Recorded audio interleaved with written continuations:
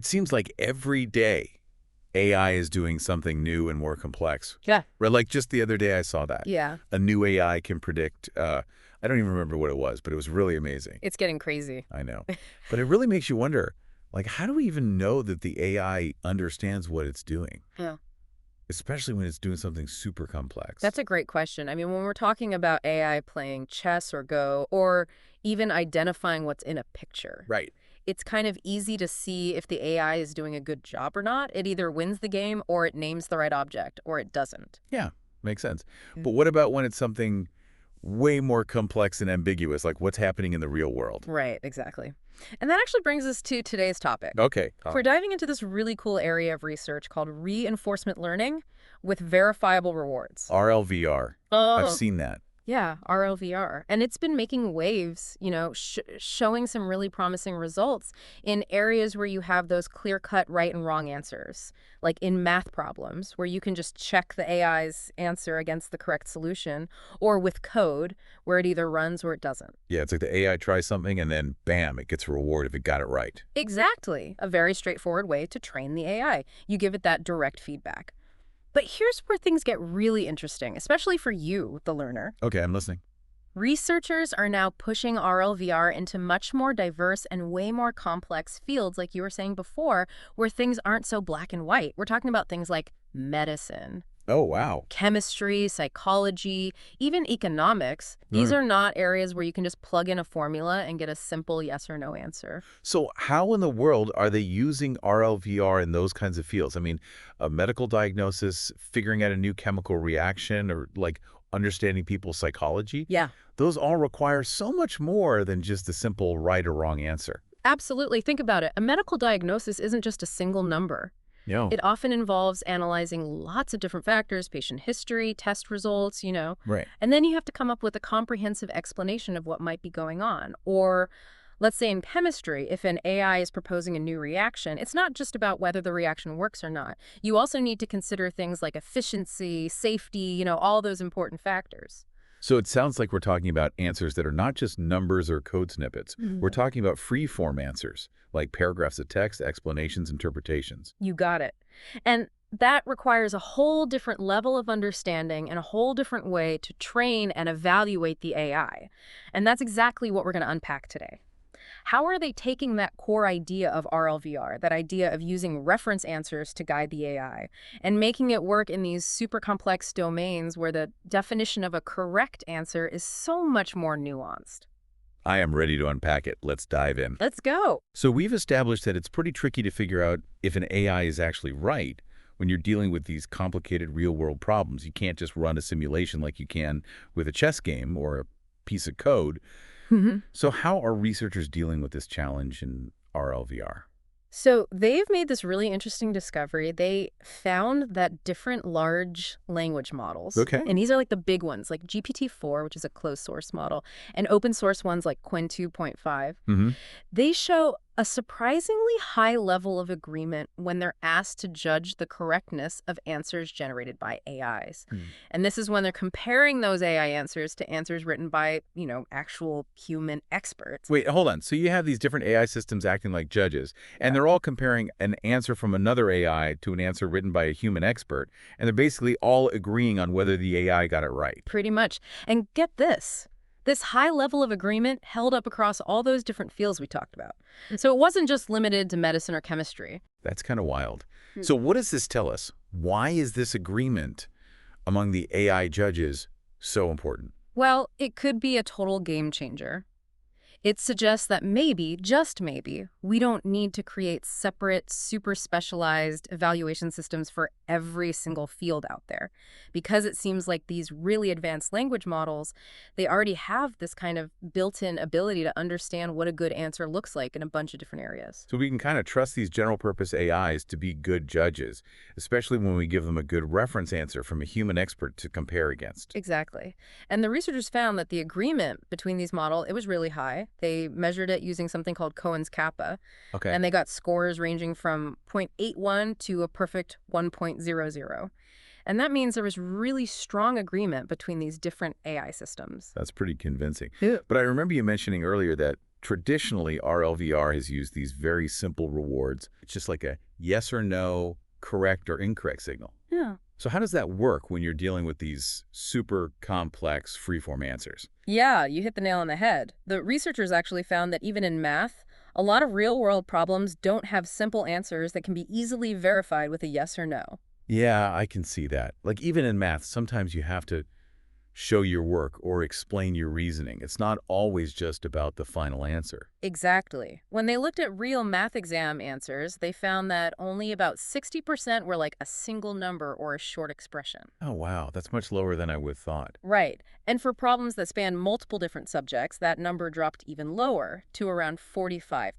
So a simple correct or incorrect signal wouldn't really capture the full picture in those cases. Exactly. You need something more nuanced, something that can account for those partially correct answers or those answers that show the right thinking but maybe don't arrive at the perfect solution. So what did they do? How did they deal with that? They came up with this idea of soft model-based rewards. Soft rewards. Yeah. Okay. I'm intrigued. How are these soft rewards different from those simple binary rewards?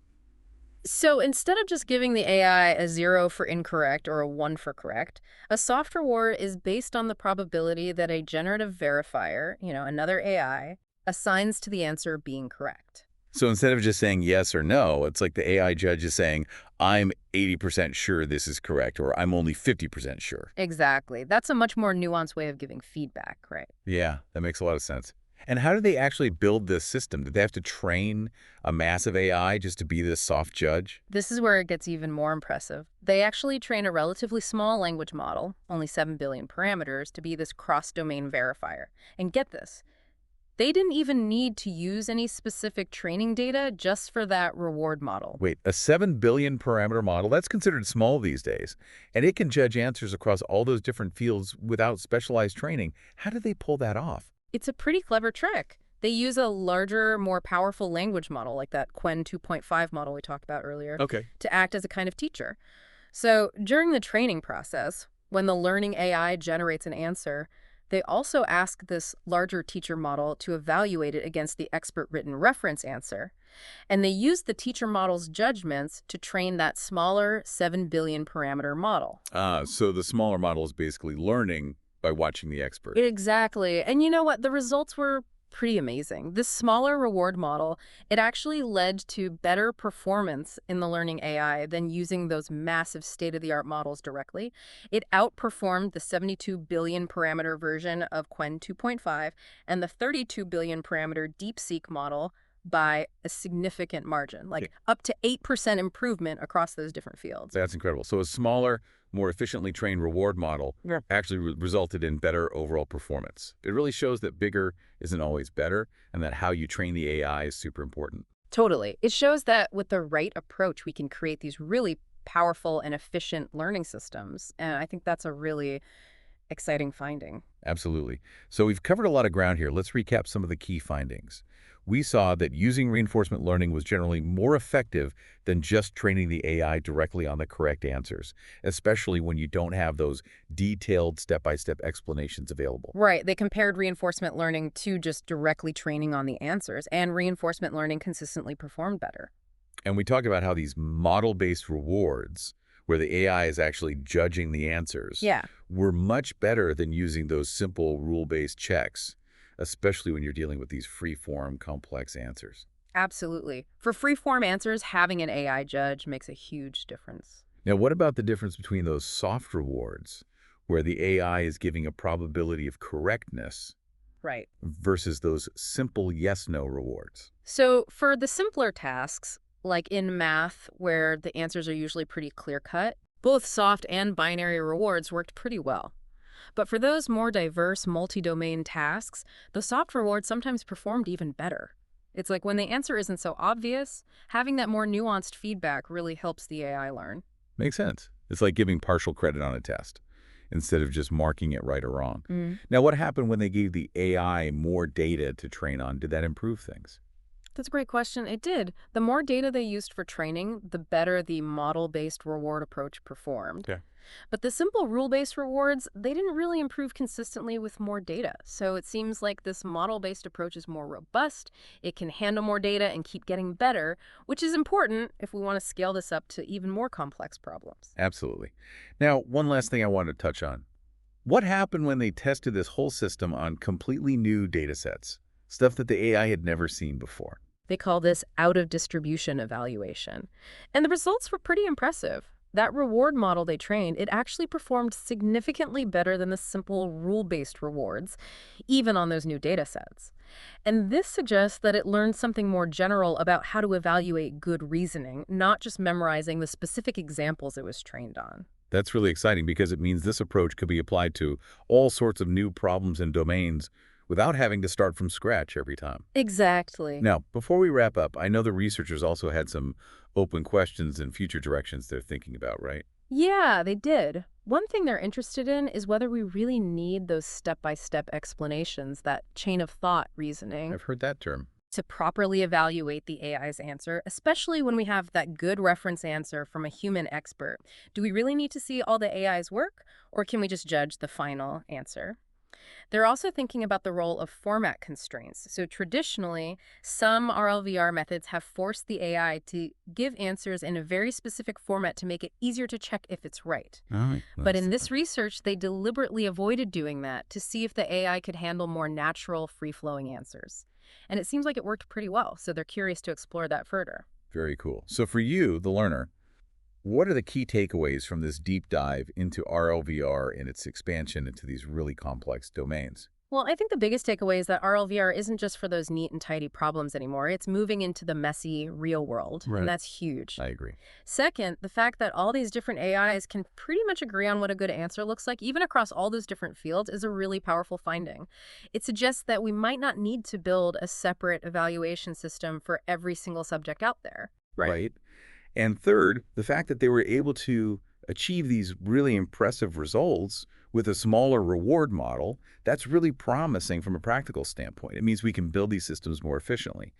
And finally, this shift towards those soft model-based rewards where the AI is giving a probability of correctness instead of just a yes or no, it seems like that's really key for handling the ambiguity of real-world problems. So, the learner, as you go about your day, think about the implications of this research. How could this technology change the way we evaluate learning and understanding in all sorts of fields?